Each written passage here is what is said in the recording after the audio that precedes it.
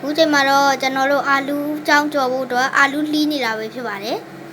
အာလူးကြောင်းဖြစ်ဖို့အတွက်အာလူးလေးတွေကိုအချောင်းချောင်းလေးတွေလှီးနေတာပဲဖြစ်ပါတယ်အရင်ဆုံးအာလူးကိုအချောင်းလှုပ်ချင်တယ်ဆိုလို့ရှိရင်အရင်ဆုံးအာလူးကိုအပြားလေးတွေလှီးပြီးတော့မှအချောင်းလိုလှုပ်တာပိုအဆင်ပြေပါတယ်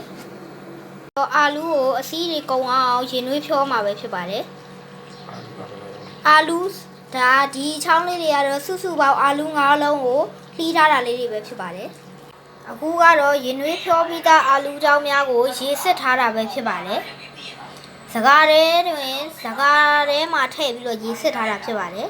ဒီမှာပါပေါ်ကစကားပါအောက်ကဒီမှာစလုံးပါအခုတော့စီပူလာပြီဆိုတော့ပြောင်းကော်မုံကတ်ထားတဲ့အာလူးချောင်းလေးတွေကိုစီထဲထည့်ကြော်သွားမှာပဲဖြစ်ပါတယ်ဒီမှာတော့ကြော်ရင်းနဲ့အာလူးချောင်းလေးတွေကရွှေညိုရောက်တန်းလာပြီဖြစ်တဲ့အတွက်စကားစီစစ်တဲ့စကားလေးကိုထည့်ပြီးတော့စီစစ်သွားမှာပဲဖြစ်ပါတယ်။နော်စီစစ်တဲ့စကားလေးထည့်မှာပဲဖြစ်ပါတယ်။